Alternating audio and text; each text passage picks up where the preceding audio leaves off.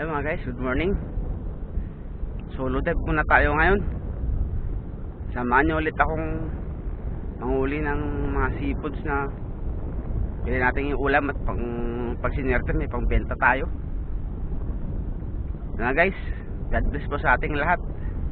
Mag-ingat po palagi tayo. Sana po swertihin tayo ngayon. Ito ang winamano natin ngayon guys, isang isdang matambaka, pang ihaw at pang paksiw.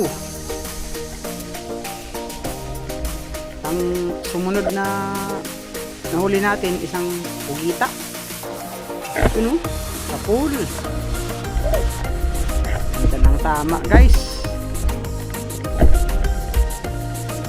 malaki na rin po yung pugitang ito guys. 1 kilo na po ito mahigit. Pwede na pang adobo.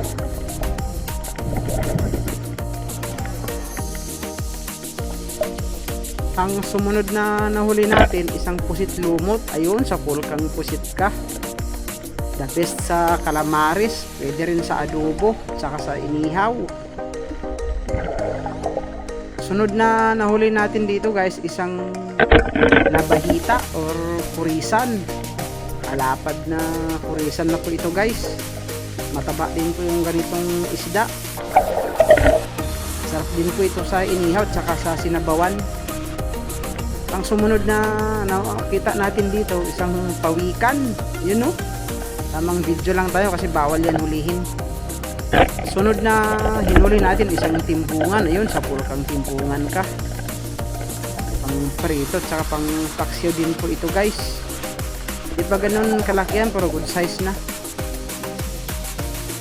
Eto, may nakita tayong dalawang danggit. Ayun, sa pool silang dalawa. Swerte tayo guys, nakadalawa tayo sa isang lubog.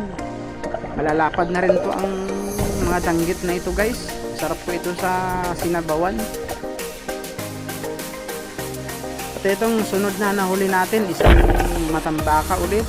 Yun, sa pool kang matambaka ka. Mata yung tama.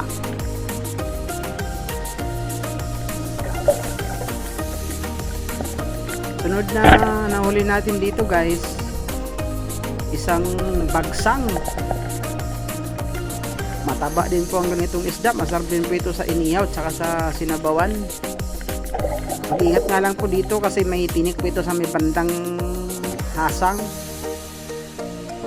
Ito lahat guys yung mga nahuli natin sa dive natin ngayon.